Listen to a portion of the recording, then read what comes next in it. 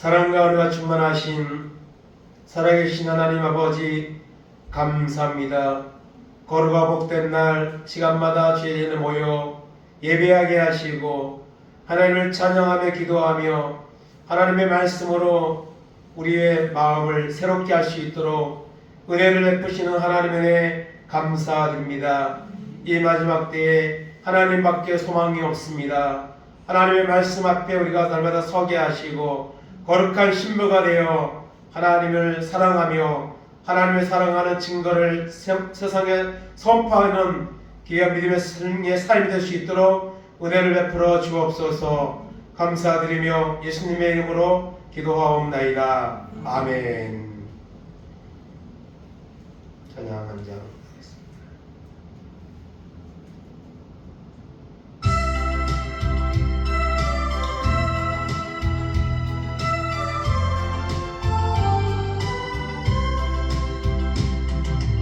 주님 한 분밖에는 아는 사람 없어요. 가슴 곁에 숨어있는 주를 사랑하는 마음. 주님 한 분밖에는 기억하지 못해요. 저를 만난 그날 울며 고백하던 날 나는 행복해요. 제사함 알았으니 아버지 품 안에서 떠나 살기 싫어요. 나는 행복해요.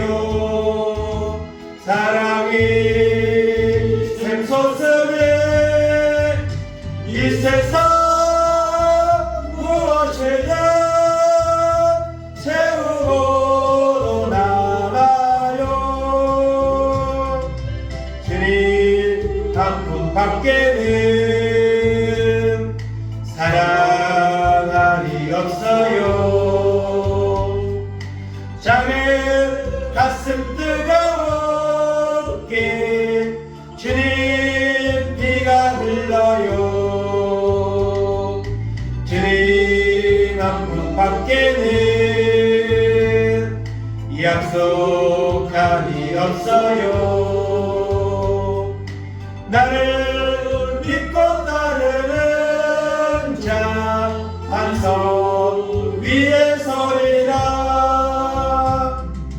나는 행복해요. 제사함 알았으니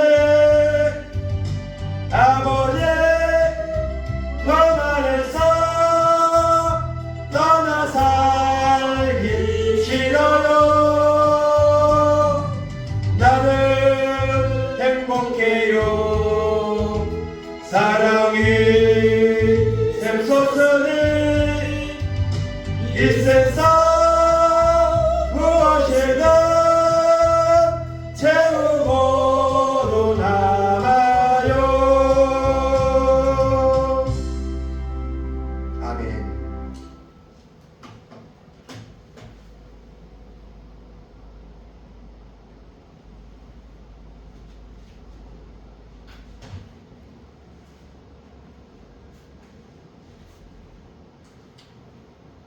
오늘 하나님 말씀은 요한복음 20장 19절에서 23절까지 한 절씩 교독하겠습니다. 이날과 안식구 첫날 덕때에 제자들이 유대인들을 두려워하여 모인 곳에 문들을 닫았더니 예수께서 오사 가운데 서서 이르시되 너희에게 평강이 있을지어다. 이 말씀을 하시고 손과 양머리를 보이시니 제자들이 주를 보고 기뻐하더라. 예수께서 또 이르시되 너희에게 평강이 있을지어다. 아버지께서 나를 보내신 것 같이 나도 너희를 보내노라. 이 말씀을 하시고 그들을 향하사 숨을 내쉬며 이르시되 성령을 받으라. 또 합니다. 너희가 누구의 죄든지 사하면 사하여질 것이요 누구의 죄든지 그대로 두면 그대로 있으리라 하시니라. 아멘. 오늘 말씀의 제목 따라 하시겠습니다. 예수님의 부활을 예수님의 부활을 믿는다면 믿는다면 전하라. 전하라. 아멘. 아멘. 예수님은 십자가에서 정말 가장 초라한 모습으로, 가장 연약한 모습으로 십자가에서 돌아가셨지만 3일 만에 죽은 권세를 이기심으로 최후의 반전의 역사를 성취하셨습니다. 이 예수님의 부활을 우리는 믿는 사람들입니다. 믿고 있고 또 간절히 믿기를 원하는 모습으로 우리가 지금 신앙생활을 하고 있습니다. 그렇다면 내가 예수님이 정말 죽은 권세를 이기시고 부활하심으로 승리의 역사를 성취하셨고 그 승리를 오늘 믿는 자들에게 다 주셨습니다. 그런데 그 예수님이 내가 정말 부활을 믿느냐 안 믿느냐, 이것은 내가 부활을 증거하느냐 하지 않느냐에 따라서 평가를 할 수 있다는 것입니다. 그래서 우리가 정말 예수님의 부활을 믿는다면, 정말 확신한다면 그 부활의 주님을 증거하는 그런 삶으로 나아가야 되는 줄로 믿습니다. 예수님은 십자가를 지고 오시고 부활했지만 사실 바뀐 것은 아무것도 없었습니다. 예수님만이 죽음을 이기시고 부활하셨지 예수님을 따르는 자들이나 제자들에게는 아무런 일이 일어나지 않았습니다.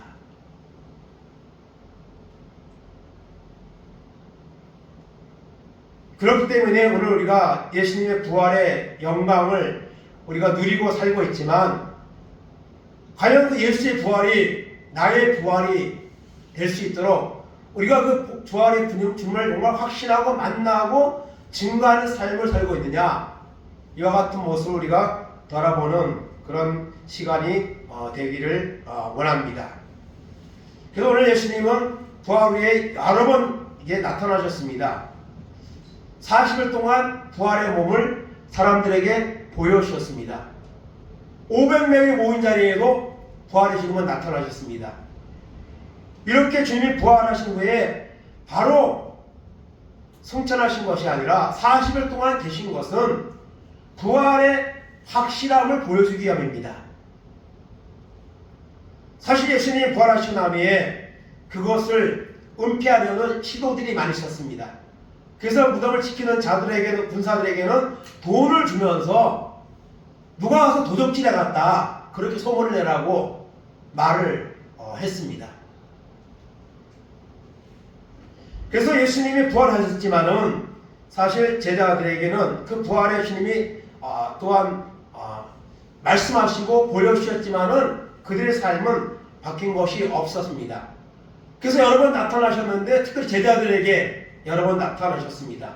오늘 말씀도 제자들에게 나타난 말씀 중에 한 곳입니다. 그래서 오늘 주님은, 부활하신 주님은 제자들에게 나타나셨습니다. 그들은 두려워하여서 지금 숨어 있었습니다. 숨어 있는 그곳에 주님이, 부활하신 주님이 나타나셨습니다. 그리고 그들에게 말씀을 하셨는데, 첫째는 너희에게 평강이 있을지어다. 19절 말씀 봅니다. 이날 곧 안식 후 첫날 저녁 때에 제자들이 유대인들을 두려워하여 모인 곳의 문들을 닫았더니 예수께서 오사 가운데 서서 이르시되 너희에게 평강이 있을지어다. 아멘. 예수님이 부활하셨지만 제자들은 여전히 두려운 가운데 모여서 문들을 닫아놓고 문들을 걸어 잠궈놓고 그들은 모여 있었습니다.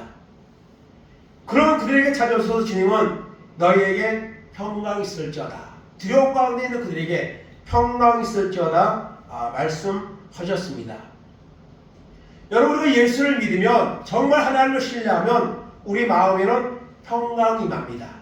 어떤 상황에 처하든지 평강의 마음을 우리가 가지고 살아가게 되어 있는 겁니다. 그런데 주님을 믿노라면서도 믿음이 없으면 작은 문제 앞에서도 두려워하고 염려하고 살아가는 것이 우리의 모습인 것입니다. 제자들은 여전히 주님이 부활하셨지만 두려워하여 그들이 모여 있었습니다. 그곳에 오셔서 평강이 있을지어다. 주님은 말씀하셨습니다. 생전에 주님은 또 이런 말씀하셨습니다. 요한복음 14장 27절입니다. 평안을 너희에게 끼치노니 곧 나의 평안을 너희에게 주노라. 내가 너희에게 주는 것은 세상이 주는 것과 같이 아니하니라. 너희는 마음에 근심하지도 말고 두려워하지도 말라. 아멘. 평안을 우리에게 주신다고 했습니다. 그 평안은 세상이 주는 평안이 아닙니다. 주님이 주시는 이 평안이 우리 마음 가운데 임하면 우리는 근심하지 않습니다. 두려워하지 않습니다. 우리가 예수를 믿으면서도 근심에 두려움에 놓여 있다면 주님을 신뢰하지 못하고 있는 것입니다. 악한 마귀는 우리에게 두려움을 주고 의심을 주고 근심을 줍니다. 그래도 십자가 죽으시고 부활하신 예수님은 오늘도 우리의 마음에 평강을 주십니다. 마음의 평안을 주신다는 사실을 우리는 기억을 해야 될 것입니다. 두 번째로 예수님은 그 제자들에게 손과 옆구리를 보여주셨다고 말씀하고 있습니다. 20절입니다. 이 말씀을 하시고 손과 옆구리를 보이시니 제자들이 주를 보고 기뻐하더라. 아멘. 십자가에 못 박힌 손과 창에 찔린 옆구리를 제자들에게 보여주셨습니다. 그래서 주님이 부활하셨다는 사실을 그들에게 주님이 지금 인지를 시켜주는 거죠. 부활하신 주님이 그들 앞에 나타났음에도 불구하고 그들은 여전히 어떤 두려움과 의심과 이런 마음도 있었을 겁니다. 특별히 도마는 그 자리에 없어서 나가 다른 제자들이 주님을 봤다는 말에 대해서 믿지 못한다. 내가 확인하지 않고는 절대로 안 믿는다. 그래서 주님이 나타나셔서 두 번째 나타났을 때는 그 도마에게, 그 자리에 도마가 있었는데 그때 도마에게 말씀하셨죠. 와서 내 손과 옆구리를 만져보라 말씀하셨습니다. 그리고 믿는 자가 되라고 말씀하셨고, 보고 믿는 자마다 보지 않고 믿는 자가 더 믿음이 크다고 주님은 말씀하셨습니다. 누가복음 24장 38절 39절입니다. 예수께서 이르시되 어찌하여 두려워하며 어찌하여 마음에 의심이 일어나느냐. 내 손과 발을 보고 나인 줄 알라. 또 나를 만져보라. 영은 살과 뼈가 없으되 너희 보는 바와 같이 나는 있느니라. 아멘.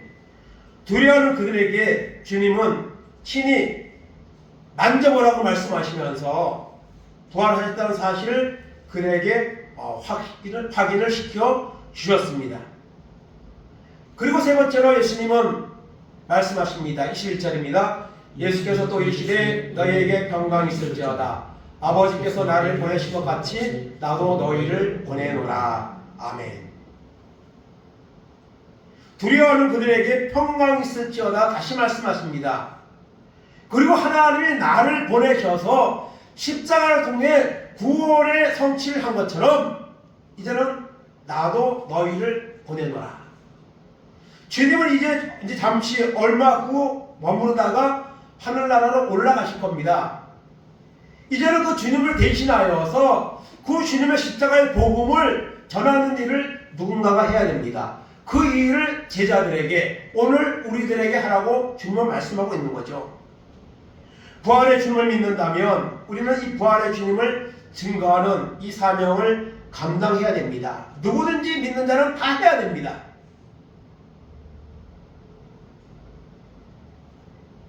어떤 사람들은 말합니다. 전도에 은사가 있는 사람이 전도를 잘한다. 그러면 나는 전도에 은사가 없어서 전도를 안 한다. 하나님 앞에 우리가 그렇게 말할 겁니까? 전도의 사명은 모든 믿는 자에게 준 겁니다. 그런데 이 부활을 확실히 믿는 자, 성령의 은혜를 받은 자는 증거를 하는 거고, 믿음이 연약한 자는, 성령의 은혜가 충만하지 못한 자는 전도를 못하는 겁니다. 안 하는 겁니다. 그리고 핑계하는 겁니다.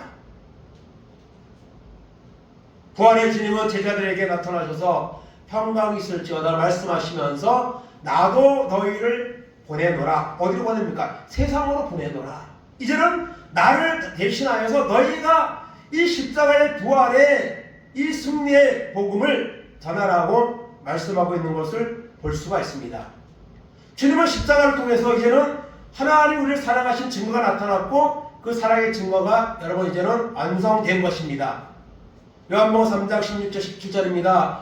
하나님이 세상을 저로 사랑하사 독생자를 주셨으니 이는 그를 믿는 자마다 멸망하지 않고 영생을 얻게 하려 하심이라. 하나님이 그 아들을 세상에 보내신 것은 세상을 심판하려 하심이 아니요 그로 말미암아 세상의 구원을 받게 하려 하심이라. 아멘. 이 말씀을 주님은 십자가 죽으심과 부활을 통해서 다 성취하신 겁니다. 이 성취한 십자가의 은혜의 복음을, 생명의 복음을 알지 못하는 자들에게, 믿지 않는 자들에게 전하는 사명을 하나님은 교회에, 오늘 믿는 모든 사람들에게 주셨다는 것을 기억을 우리가 해야 됩니다. 그리고 우리가 잘 알고 있는 것처럼 모든 사복음서의 결론은 뭐죠? 복음입니다. 복음의 사명을 주시는 것이 모든 복음서의 결론인 것을 우리가 보게 됩니다. 그 말씀은 읽기만 한번 하겠습니다. 마태복음 먼저 28장 19절 20절입니다. 그러므로 너희는 가서 모든 민족을 제자로 삼아 아버지와 아들과 성령의 이름으로 세례를 베풀고 내가 너희에게 분부한 모든 것을 가르쳐 지키게 하라. 볼지어다 내가 세상 끝날까지 너희와 항상 함께 있으리라 하시니라. 아멘. 아버지와 아들과 성령의 이름으로 세례를 베풀고 너희는 가서, 예수를 믿는 너희는 가서, 주님의 십자가 죽으심과 부활을 믿는 너희는 가서 모든 민족을 제자로 삼아 아버지와 아들과 성령의 이름으로 세례를 베풀라. 내가 세상 끝날까지 너희와 항상 함께 있으리라. 주님은 부활 승천하시 끝난 것이 아니라 성령으로 임재하셔서 우리 가운데 끝까지 함께하고 계시는 줄로 우리가 믿는 것입니다. 마가복음의 결론입니다. 마가복음 16장 15절 16절입니다. 또 이르시되 너희는 온천하에 다니며 만민에게 복음을 전파하라. 믿고 세례를 받는 사람은 구원을 얻을 것이요 믿지 않는 사람은 정죄를 받으리라. 아멘. 온 천하에 다니며 만민에게 복음을 전파하라. 복음을 전파할 때 믿고 세례를 받는 사람은 구원을 받고 믿지 않는 사람은 정죄를 받습니다. 이것은 하나님이 하시는 일이고 오늘 우리가 하는 일은 만민에게 복음을 전파하는 겁니다. 만민에게. 그 다음에 누가복음의 결론입니다. 누가복음 24장 47절 48절입니다. 또 그의 이름으로 죄사함을 받게 하는 회개가 예루살렘 옷부터 시작하여 모든 족속에게 전파될 것이 기록되었으니 너희는 이 모든 일의 증인이라. 아멘. 예수 이름으로 죄사함을 받는 회개가 예루살렘부터 시작하여 모든 족속에 전파될 것인데 이 일을 누가 해야 되느냐? 예수 믿는 너희가, 예수 부활을 믿는 너희가 이 일을 해야 된다고 말씀하고 있습니다. 너희는 이 모든 일의 증인이라. 여기서 말하는 것은 그 당시에 예수를 믿는 제자들과 예수님을 따르는 자들이지만 넓은 의미에서 보면 모든 세대에 예수 믿는 사람입니다. 여러분 우리 예수 믿는 증인입니다. 그리고 마지막으로 요한복음 20장 21절입니다.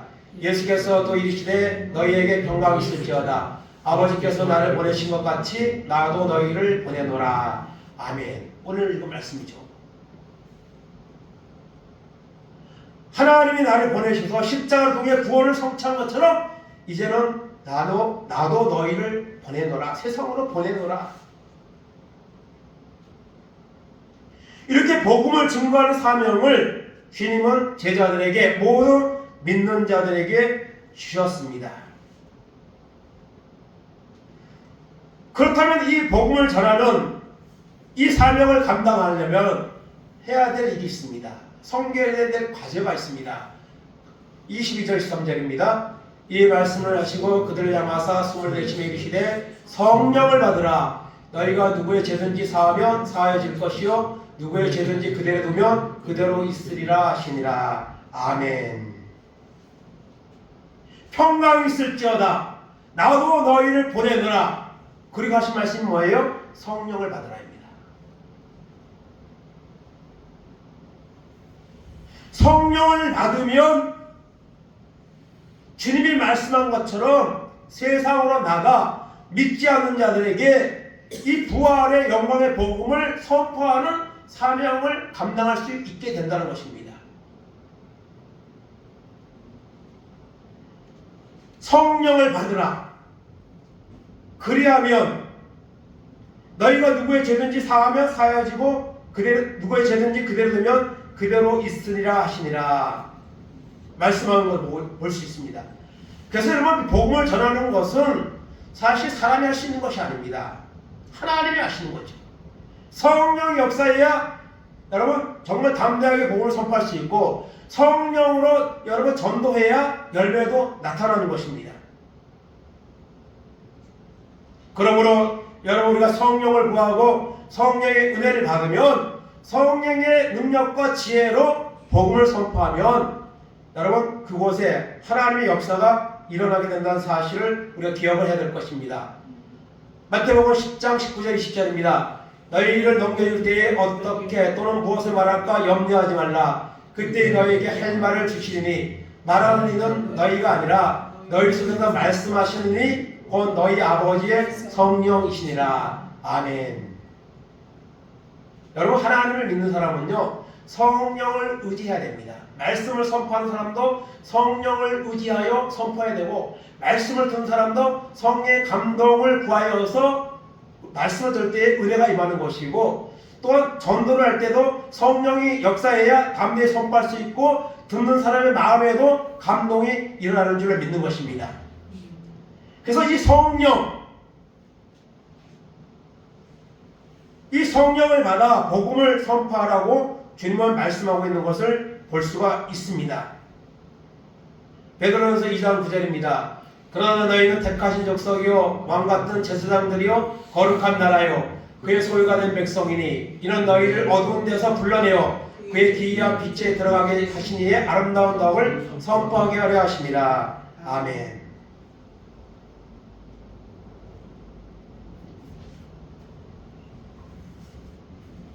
너희를 어두운 데서 불러내어 그의 기이한 빛에 들어가게 하신 이의 아름다운 덕, 바로 십자가의 복음이죠. 이 십자가의 은혜를 선포하게 하시려고 하나님은 우리를 택하시고 부르셨다고 성경은 여러분 말씀하고 있습니다. 고린도후서 5장 18절 19절입니다.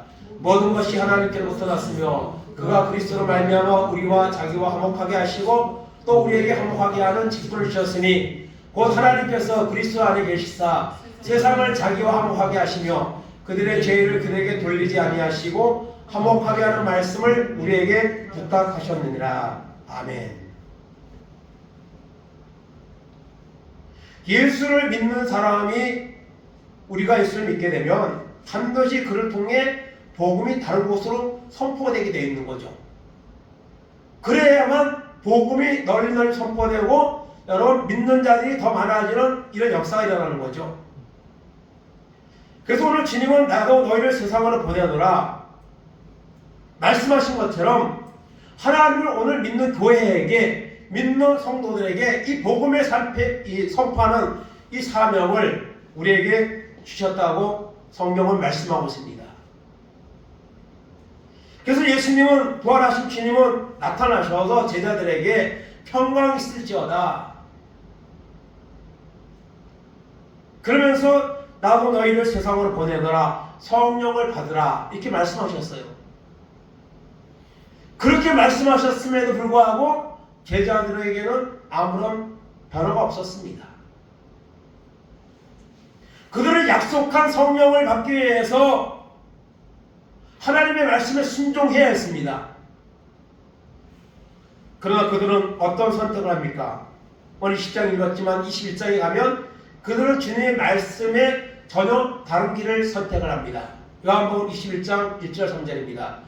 그 후에 예수께서 디베라호스에서 또 제자들에게 자기를 나타내셨으니 나타내신 이는 이러하니라. 시몬 베드로와 디도모라 하는 도마와 갈릴리 가나 사람 나다네엘과 세베대의 아들들과 또 다른 제자들이 함께 있더니 시몬 베드로가 나는 물고기 잡으러 가노라 하니 그들도 우리와 함께 가겠다 하고 나가서 배에 올랐으나 그날 밤에 아무것도 잡지 못하였더니 아멘. 분명히 주님이 부활하셨고 부활한 주님이 나타나셔서 나도 너희를 세상으로 보내노라, 성령을 받으라 말씀하셨는데 그들은 주님의 말씀에 순종하지 않았습니다. 베드로가 주동이 되어서 옛날에 3년 전 갈릴리 바다로 그들은 돌아갔습니다. 옛사람으로 돌아간 거예요. 그리고 고기를 잡으려고 나갔지만 전혀 잡지 못하는 그런 실패를 그들이 맛보게 되었습니다. 그때 주님이 또 그곳에 또 찾아가셨죠. 그리고 그들과 식사를 하시면서 베드로에게 내가 나를 사랑하느냐 3번 물으셨고, 정말 나를 사랑한다면 내 어린 양을 먹이라, 내 양을 치라, 내 양을 먹이라, 그렇게 주님이 말씀하신 것을 볼 수가 있습니다. 그래서 세상을 보내느라 부활의 주님을 증거하라는 사명을 주셨지만 그들은 그것을 행하지 않았습니다.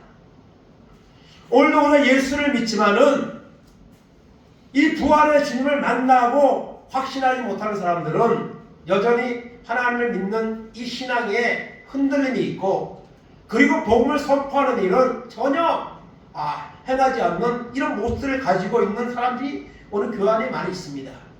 그 원인은 무엇입니까? 바로 성령을 받으라입니다.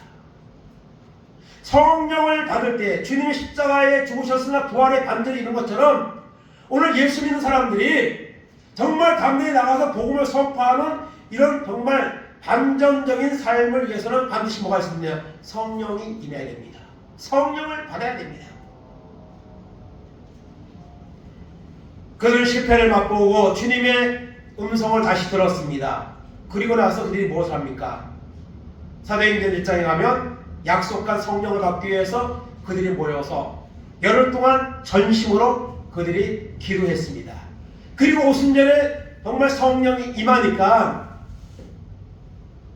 주님이 십자가에 못 박힐 때 다 도망갔던 제자들이 부활하신 주님이 나타나셔서 새로운 사명을 주셨음에도 불구하고 그들은 여러분 과거로 돌아갔습니다.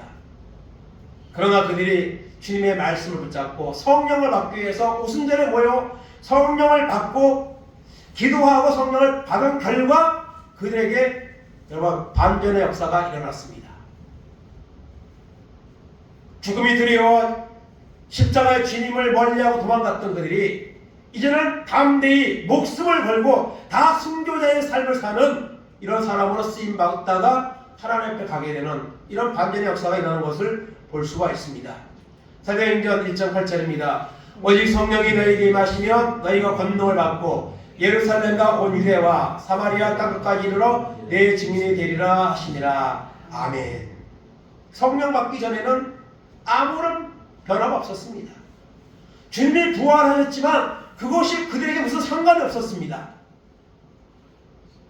그러나 약속한 성령을 구하고 성령을 받을 때에 바로 이런 증인으로서의 사명을 감당하여 다 여러분 복음을 전하다가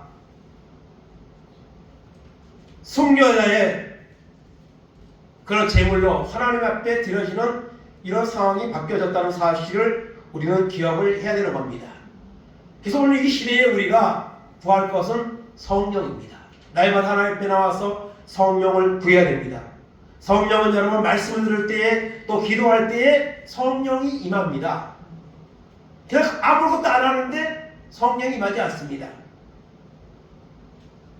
정말 성령 받기를 위해서 간절히 기도하면 하나님이 약속한 성령을 기도라는 통로를 통해 주십니다. 또 말씀을 사모하며 들을 때에 성령을 주십니다. 그런 성령이 내 속에 임하게 되면 우리가 증인이 되는 겁니다. 전도하라고 해서 하는 것이 아니라 부활의 주님이 믿어지고 부활의 주님의 은혜가 내 속에 확신하게 되면 전하지 말라고 하도 전하는 이런 이제 모습이 나타나게 된다는 것입니다. 그들은 오순절에 성령을 받았습니다. 충만히 받았습니다. 그리고 나가서 복음을 선포하기 시작했고 그 어려운 핍박의 시대에도 굴복하지 아니하고 하나님의 복음을 선포하고 교회가 세워지는 이런 역사가 일어났습니다. 사울도 마찬가지죠. 교회 핍박하던 자가 부활의 주님 만나고 난 후에 여러분 부활의 주님을 평생도록 증거하는 사명을 감당하는 이런 사람으로 바꿔진 것을 볼 수가 있습니다. 그렇게 복음을 위해서 자기의 모든 삶을 드렸던 여러분 바울은 오늘 우리에게 말씀하십니다. 고린도전서 9장 16절입니다. 내가 복음을 전할지라도 자랑할 것이 없으면 내가 부득불할 일임이라. 만일 복음을 전하지 아니하면 내게 화가 있을 것이로다. 내가 내 자의로 이것을 행하면 상을 얻으려니와 내가 자의로 하지 아니할지라도 나는 사명을 받았노라. 아멘. 복음을 전해도 자랑할 것이 없다 했습니다. 부득불 당연히 해야 될 일이라는 겁니다. 복음을 전하지 아니하면 내게 화가 있을 것이다. 그런 마음을 가지고 복음을 비친 자의 사명을 모습을 가지고 바울은 이 사명을 받았고 이 사명을 위해서는 자기의 목숨도 아끼지 아니하고 자기가 가지고 있던 모든 것들을 배설로 같이 여기고 하늘의 시민권을 가진 이런 믿음의 확신을 가지고 평생 복음 전하다가 주님 앞에 가는 이런 사람으로 바꿔졌습니다. 이런 제자들의 반전 또한 사울의 반전의 삶이 바로 우리 모든 믿는 자에게 나타나야 되는 똑같은 일이라는 사실을 우리는 기억해야 됩니다. 제자들만 바울 사도만 이와 같은 은혜가 임하고 이와 같은 사명을 감당하는 것이 아닙니다. 오늘 누구든지 예수를 믿고 기도하고 성령 받으면 이와 같은 사명을 감당하는 역사가 일어나게 된다는 사실을 오늘 말씀은 우리에게 교훈하고 있습니다. 예수님의 부활을 믿는다면 그 부활을 증거하는 사람으로 우리가 남은 생에 살아가기를 원합니다. 그러기 위해서는 반드시 성령을 받아야 됩니다. 성령을 충만히 받아야 됩니다. 말씀과 기도로 성령을 받으면 오늘 우리도 세상에 매이지 아니하고 정말 주님을 위해서 우리가 사명을 가지고 복음을 전하는 이런 삶으로 쓰임받는 역사가 일어나게 된다는 사실을 오늘 말씀하고 있습니다. 오늘 많은 교회들이 오늘 많은 사람들이 주님의 부활을 믿는다고 하면서도 그 부활 때문에 기뻐하거나 그 부활의 주님을 증거한다든가 이런 것들이 너무나도 약화되어져 있는 시대에 우리가 살고 있습니다. 그러나 오늘도 주님 말씀한 것처럼 성령을 받으라 말씀하셨습니다. 성령을 받아서 이 영광스러운 십자가의 부활의 그 주님을 증거하는 그런 반전의 신앙의 여정이 우리 남은 삶 가운데 임하기를 주님의 이름으로 축원을 드립니다. 아멘. 하나님 감사합니다. 주님이 십자가에 죽으시고 부활하셨지만 제자들에게 예수를 따르는 자들에게 하나님 바뀐 것은 아무것도 없었습니다. 그들은 오히려 부활의 주님이 나타나셔서 평강이 있을지어다 말씀하시고 또한 나도 이제 내가 너희를 세상으로 보내노라 성령을 받으라 말씀하셨지만 그들은 과거의 모습으로 돌아가는 이런 선택을 했습니다. 그럼에도 불구하고 주님은 그들을 또 찾아가셔서 내가 나를 사랑하느냐 말씀하시면서 정말 나를 사랑한다면 내가 십자가에 죽으심과 부활의 구원의 은혜를 세상에 선포하라고 하나님 말씀하셨습니다. 그들이 오순절에 성령 받고 난 후에 주님의 말씀에 순종하고 많은 사람들에게 복음을 전하고 교회를 세우는 이런 아름다운 십자가의 덕을 선포하는 사명을 감당하는 역사가 일어났습니다. 하나님 오늘 이 시대에 십자가의 은혜와 복음의 은혜가 너무나 크고 위대한데 이 부활의 주님을 우리가 증거하지 못하는 이런 삶에 우리가 하나님 빠져있지 않습니까? 성령을 받아서 우리도 하나님의 제자들과 같이 바울 사도와 같이 부활의 주님 때문에 그 영광 때문에 우리가 기뻐하며 그 부활의 주님을 믿지 않는 자들에게 선포하는 그런 사명을 감당하는 삶이 될 수 있도록 하나님 은혜를 구하게 하시고 하나님의 은혜를 받아 이 영광스러운 사명에 아버지 쓰임 받는 교회가 되게 하시고 우리 모두가 될 수 있도록 은혜를 베풀어 주시옵소서. 지금은 우리 주 예수 그리스도의 은혜와 하나님 아버지의 놀라우신 사랑하심과 성령님 감화감동 역사하심이 부활하신 주님을 만나고 성령의 은혜를 받아서 하나님 우리의 남은 생명 가운데 이제는 부활의 주님을 증거하는 이 영광스러운 사명을 가장 귀한 것으로 여겨 이곳에 아름답게 쓰임 많길 원하는 우리 모든 성도들 머리 위에, 저들의 가정 위에, 자녀들 위에, 하는 산업들 위에, 이 나라 이 민족 위에 이제부터 영원까지 함께 있을지어다. 아멘.